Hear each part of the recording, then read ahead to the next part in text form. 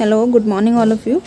आज हम साइकोलॉजी की टेस्ट सीरीज़ शुरू कर रहे हैं जो आपके एलटी और सीटेट के लिए बहुत इम्पॉर्टेंट होने वाली है और इसमें हम चैप्टर वाइज कंप्लीट करेंगे। सबसे पहले आज हम जो लेके आ रहे हैं वो अधिगम से रिलेटेड क्वेश्चन है। पर डे हम 10 क्वेश्चन लेके आएंगे और इस तरह से हम पूरे अधिगम में जितने क्वेश्चन बन सकते हैं या जितने प्रीवियस ईयर क्वेश्चन आए हैं उन सबको प्रतिदिन लेके आएंगे। तो पहले क्वेश्चन से शुरू करते हैं। पहला जो क्वेश्चन है वो आपका है कि बच्चों को सीखने की प्रक्रिया में माता पिता की भूमिका निभानी चाहिए। माता पिता को किस तरह की भूमिका निभानी चाहिए अपने बच्चों को सिखाने के लिए? तो सहानुभूतियात्मक होना चाहिए, नकारात्मक होनी चाहिए, या तटस्थ होनी चाहिए, या अग्रमुखी होनी चाहिए। तो किस तरह की भूमिका बच्चों को निभानी चाहिए, बच्चों के सीखने में माता पिता को निभानी चाहिए? तो इसका आंसर होगा अग्रमुखी भूमिका। जिस बच्चे के माता पिता बच्चों को घर में नहीं पढ़ाते हैं या वो क्या पढ़ रहे हैं, क्या कर रहे हैं, इस पे ध्यान नहीं देते हैं, तो आपने अक्सर देखा होगा कि उस परिवार के बच्चे पढ़ने में बहुत अच्छे नहीं होते हैं या जल्दी से किसी चीज़ को सीख नहीं पाते हैं। तो इसलिए बच्चों को कोई भी शिक्षा देने, केवल स्कूली शिक्षा नहीं, कोई भी शिक्षा देनी होगी तो माता पिता की भूमिका उसमें कैसी होनी चाहिए? अग्रमुखी होनी चाहिए। यानी माता पिता को आगे आकर शुरुआत करनी चाहिए अपने बच्चों को पढ़ाने के लिए। इसका तो दूसरा क्वेश्चन है वो है कि सीखने में अंतर्दृष्टि सिद्धांत को किसने बढ़ावा दिया? जो सीखने के सिद्धांत थे उसमें जो अंतर्दृष्टि सिद्धांत दिया था वो किसने दिया था? वो किसने दिया था? जीन पियाजे ने दिया था, गोस्की ने दिया था, या गेस्टाल्टवादी सिद्धांत दिया था, या पाब्लोक ने दिया? तो जो इसका आंसर है वो है गेस्टाल्टवादी सिद्धांत। इसका जो आंसर है वो है आपका गेस्टाल्टवादी सिद्धांत। कि जो सीखने के सिद्धांत है उसमें दो मुख्य सिद्धांत दिए गए हैं। एक तो है व्यवहारवादी सिद्धांत और दूसरा है संज्ञानवादी सिद्धांत। जो संज्ञानवादी सिद्धांत है इसी सिद्धांत को ही आपकी जो है गेस्टाल्टवादी सिद्धांत कहा जाता है। जो संज्ञानवादी सिद्धांत है इसी सिद्धांत को आपका गेस्टाल्टवादी सिद्धांत कहा जाता है। इस क्वेश्चन इस आंसर की जगह क्या हो सकता था? अगर लिखा होता सीखने के अंतर्दृष्टि सिद्धांत दिया है, गेस्टाल्टवादी सिद्धांत ना होकर यहाँ पे संज्ञानवादी सिद्धांत दिया होता तो वो आंसर सही होता। या संज्ञानवादी सिद्धांत, जो संज्ञानवादी सिद्धांत को मानने वाले या गेस्टाल्टवादी सिद्धांत को मानने वाले थे, उसमें कई लोगों का नाम आता है जिसमें जो संज्ञानवादी के प्रवर्तक थे वो थे आपके मैक्स वर्दीमर, और उनका जो मेन शिष्य था, इसको जो मेन फॉलो करने वाला था वो था आपका कोहलर। तो अंतर्दृष्टि जो सिद्धांत था वो कोहलर ने दिया था। अगर इंडिविजुअल किसी साइकोलॉजिस्ट की बात करें तो वो कोहलर थे जिसने अंतर्दृष्टि सिद्धांत दिया था। कोहलर ने क्या करा था कि उन्होंने चिंपैंजी पर काम किया था और चिंपैंजी पर काम करके उन्होंने सिद्धांत दिया था अंतर्दृष्टि सिद्धांत। अंतर्दृष्टि सिद्धांत में उन्होंने ये कहा था कि जो सीखना है वो सूझ पे डिपेंड करता है और कभी भी एक लंबी प्रक्रिया नहीं होता है। कैसा होता है? अचानक हो जाता है। जिसमें उन्होंने बंदर पे चिंपैंजी पे काम किया था और उस चिंपैंजी का नाम क्या था? उस चिंपैंजी का नाम था सुल्तान। ये भी इंपॉर्टेंट क्वेश्चन है, पूछा गया है।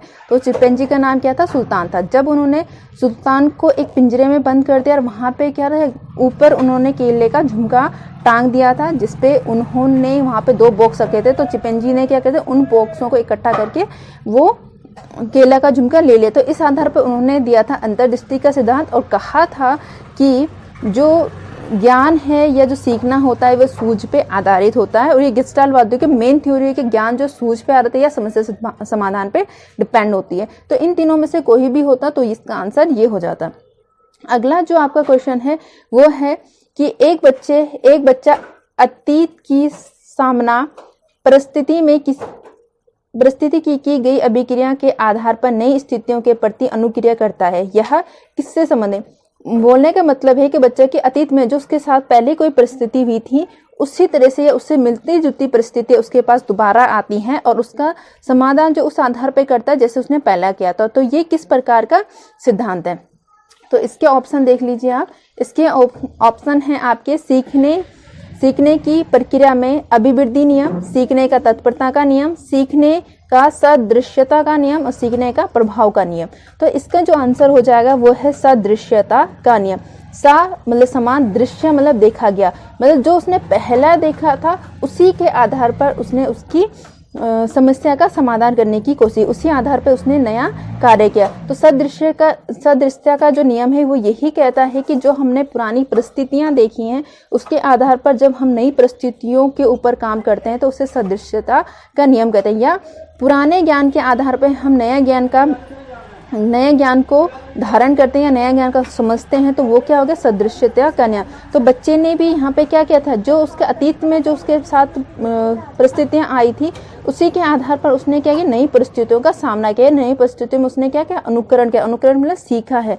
तो ये कौन सा सिद्धांत हो जाएगा, ये हो जाएगा आपका सदृशता का सिद्धांत। इसके बाद हम अगले क्वेश्चन की बात करें तो अगला क्वेश्चन है आपका, निम्न में से कौन से कथन को सीखने की प्रक्रिया की विशेषता नहीं माना जाता है।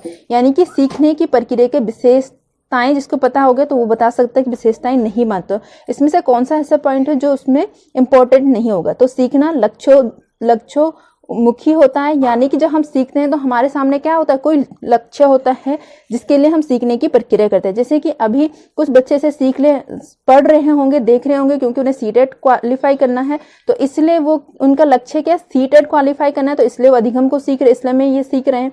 कुछ बच्चों को होगा कि उन्हें LT परीक्षा करना है या कुछ और लक्ष्य उनके सामने हो, इसलिए वो सीख रहे हैं। तो सीखना हमेशा क्या होता है, लक्ष्य मुखी होता है। तो ये क्वेश्चन ये आंसर नहीं हो सकता है क्योंकि हमें पूछा कि नहीं माना जा सकता है। दूसरा है अनअधिगम भी सीखने की प्रक्रिया। अधिगम मतलब जब हम बैठ के सीख रहे हैं, जैसे कि अभी हम कुछ सीख रहे हैं, कोई भी कहानी हो सकती है, किताब हो सकती है, वर्णमाला, उससे कुछ भी।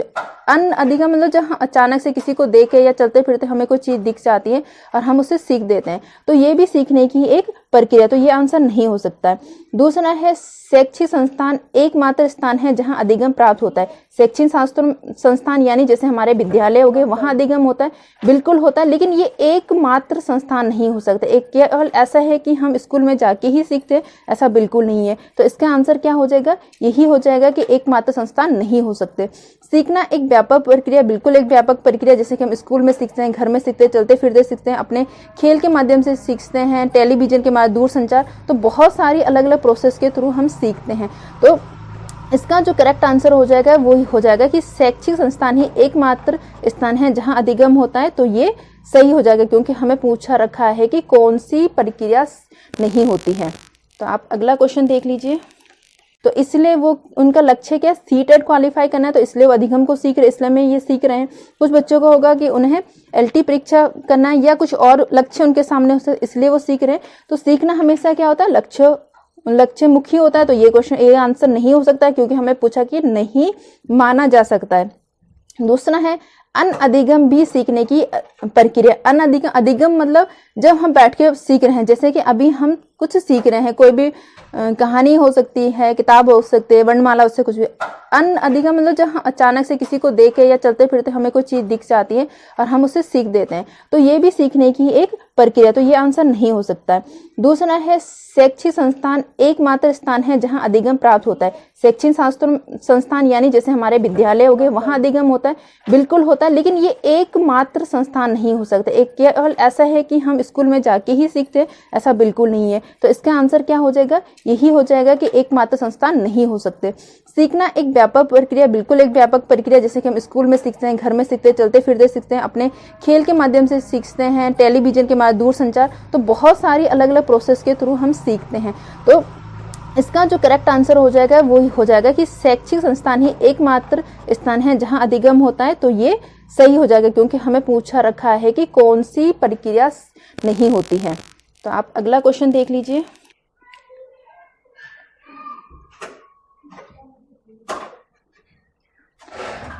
अगला जो क्वेश्चन है वो है सीखना समृद्ध हो सकता है। समृद्ध हो सकता मतलब अच्छा होता है, कब हम ज़्यादा अच्छी तरह से सीख सकते हैं।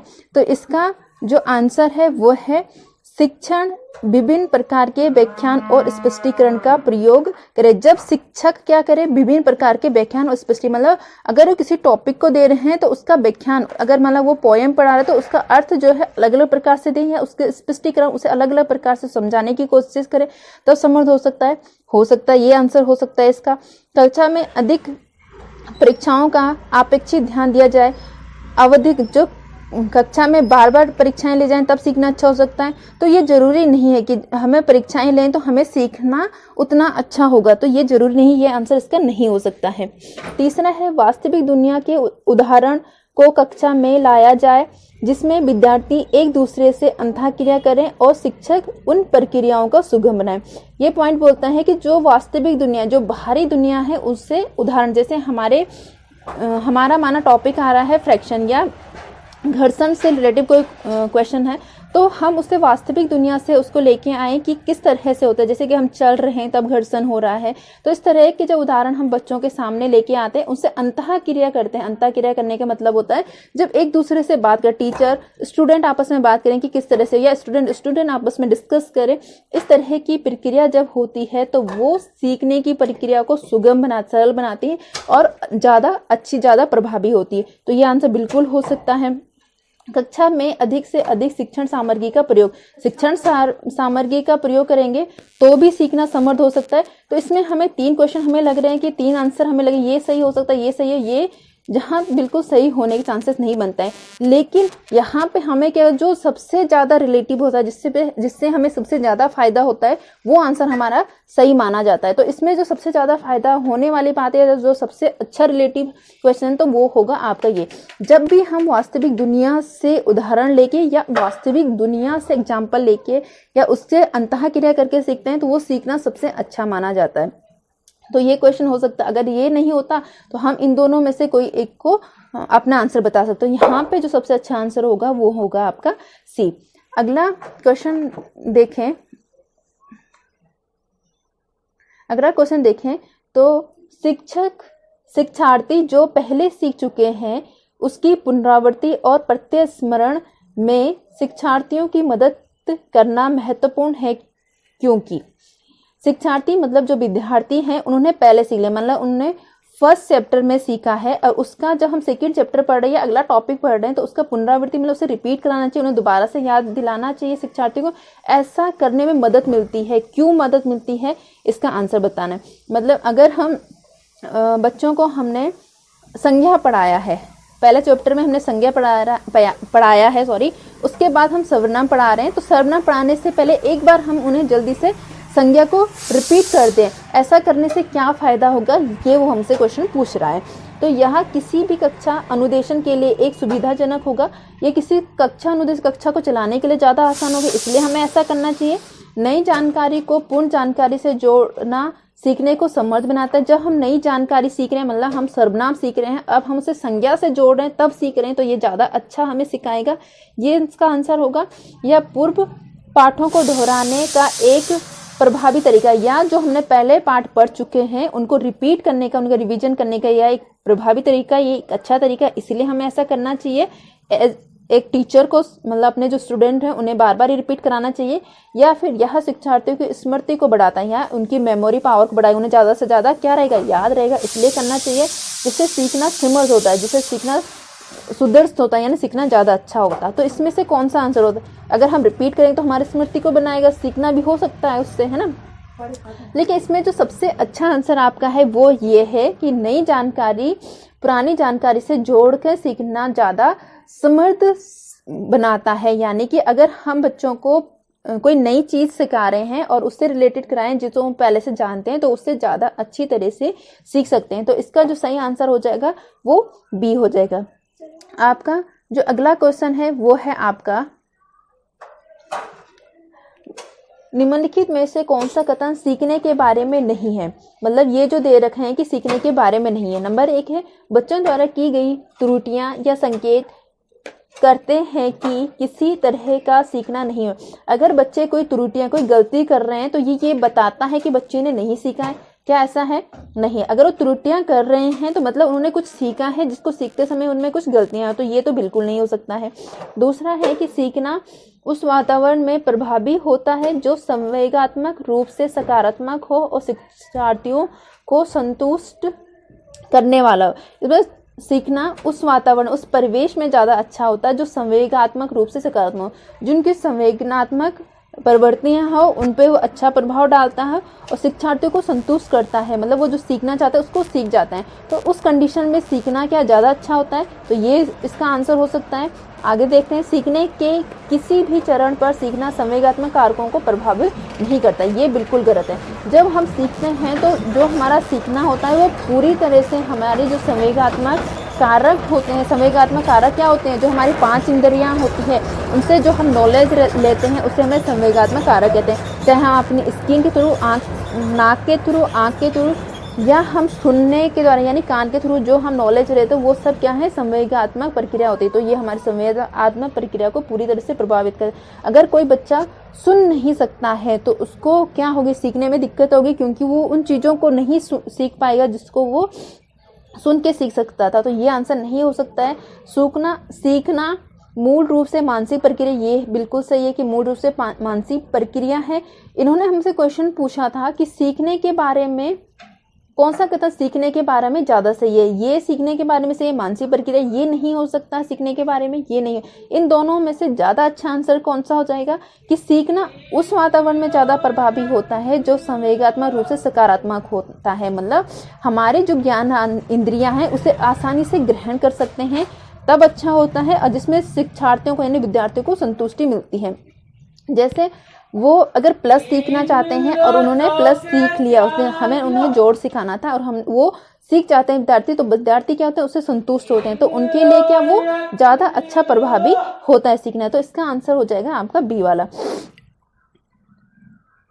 अगला जो क्वेश्चन है वो है आपका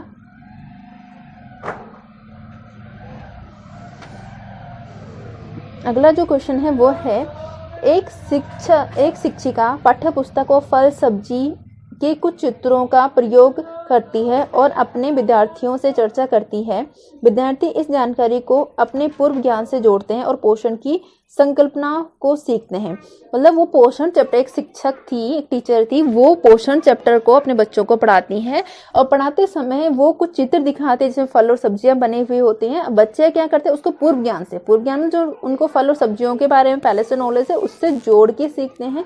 तो ये सीखने का कौन सा उपागम है, कौन सा उपागम, अधिगम के शास्त्रीय अनुबंधन, पुनर्बलन सिद्धांत, अधिगम का सिद्धांत है, ज्ञान का सिद्धांत। तो इसका आंसर हो गया शास्त्रीय अनुबंधन सिद्धांत। शास्त्रीय अनुबंधन सिद्धांत की बात करें तो ये जो सिद्धांत होता है ये किसी कंडीशनल से आपको जोड़ता है फिर सीखता है। जैसे इसको जो सिद्धांत दिया था वो किसने दिया था, पॉवलोक ने ये सिद्धांत दिया था, जिसमें उन्होंने किस पे एक्सपेरिमेंट करा था, कुत्ते पे एक्सपेरिमेंट किया था, जिसमें उन्होंने देखा था कुत्ते के सामने भोजन रखा जाता है, कुत्ता क्या करने लगता है, लार छोड़ देता है। उसके बाद वो घंटी बजाते हैं प्लस भोजन रखते हैं, कुत्ता लार छोड़ जाते हैं। यानी उन्होंने भोजन के साथ क्या उसको संबंध बना के उसने कुत्ते ने क्या सीख लिया कि अगर मुझे भोजन और घंटी सुनाई दे रही है तो मुझे क्या मिलने वाला है, भोजन मिलने वाला है और उसके मुंह से लार आना। यहाँ पे बच्चे भी वही करते हैं, उनको फल और सब्जी के बारे में बताया जाता है और वो पोषण मतलब भोजन करने के बारे में सीख लेते हैं।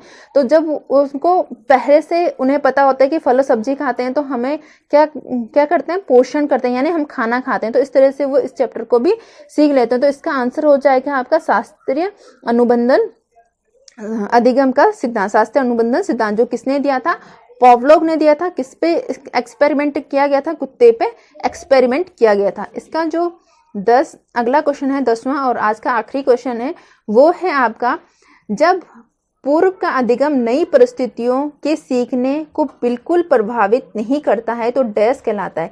हमने पहले कोई चीज़ सीखी है और हम अब उसको नई चीज़ सीख रहे हैं तो उसमें हमें कोई फायदा और ना ही नुकसान हो रहा है, तो वो किस प्रकार का अधिगम होता है। पहली बार जब फायदा और नुकसान कुछ नहीं होता हम क्या होते हैं, शून्य, कुछ नहीं हुआ है। तो इसका आंसर जो हो जाएगा वो सी हो जाएगा, अधिगम का शून्य स्थानांतरण।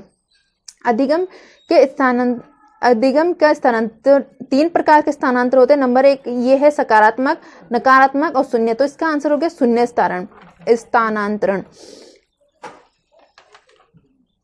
जैसे अगर बच्चा क्या करता है, बच्चा हिंदी में कबीर के दोहे पढ़ता है और उसके बाद वो मैथ्स में प्लस करना सीखता है, तो उसके कबीर के दोहे उसके प्लस करने में कोई हेल्प नहीं करते हैं, ना ही कोई कंफ्यूजन उत्पन्न करते, तो ऐसी कंडीशन में उसे कोई हेल्प नहीं हुई है।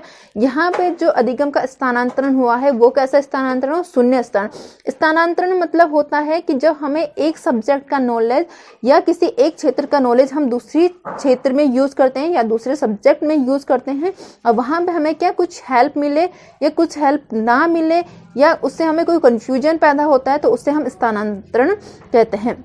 सकारात्मक स्थानांतर की बात करें, मैंने यहाँ पे टाइप बता दे, तीन टाइप के होते हैं। अगर हम सकारात्मक की बात करें, जब हमें एक सब्जेक्ट का नॉलेज दूसरे सब्जेक्ट में हेल्प करता है तो वहाँ पे क्या हो गया, सकारात्मक स्थानांतर। जैसे अगर हम हिंदी में हम संज्ञा पढ़ते हैं या हिंदी का हम व्याकरण पढ़ते हैं, उसके आधार पर उसके बाद हम क्या करते हैं, संस्कृत का व्याकरण पढ़ते हैं। तो हिंदी और संस्कृत के व्याकरण में जहाँ पे हमें संज्ञा पढ़ा है और हम संस्कृत में संज्ञा पढ़ रहे हैं, तो उसका हेल्प हमें मिलता है, हम संस्कृत को हिंदी के तर्ज पे समझने की कोशिश करते हैं, तो वो सकारात्मक हो गई। या हम इंग्लिश को हिंदी की लैंग्वेज के आधार पर समझने की कोशिश करते हैं, हम हिंदी में संज्ञा पढ़ते हैं, इंग्लिश में नाउन पढ़ने जाते हैं और समझते किसमें, इसमें हमने जो हिंदी में संज्ञा समझी थी, तो वो सकारात्मक प्रभाव। नकारात्मक प्रभाव हो गया, जैसे हम हिंदी में हम लिंग पढ़ते हैं और उसके बाद हम संस्कृत में लिंग पढ़ते हैं, तो हिंदी में हमने लिंग पढ़े थे कि 2 टाइप के होते हैं, अब हम संस्कृत में लिंग पढ़ रहे हैं तो 3 टाइप के होते हैं।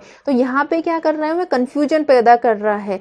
जो पहला सीखा हुआ ज्ञान था वो हमारे जो बाद में हम सीख रहे हैं उसमें कंफ्यूजन पैदा कर रहा है। तो इस तरह का जो स्थानांतरण होता है ये कैसा कहलाता है, नकारात्मक स्थानांतर कहता है, और उसमें जिसमें कोई फायदा या नुकसान नहीं होता है उसे हम कहते हैं शून्य स्थानांतरण। तो ये आज के 10 क्वेश्चन थे और अगले 10 क्वेश्चन हम कल की वीडियो में लाएंगे। तब तक आप देखते रहें, धन्यवाद।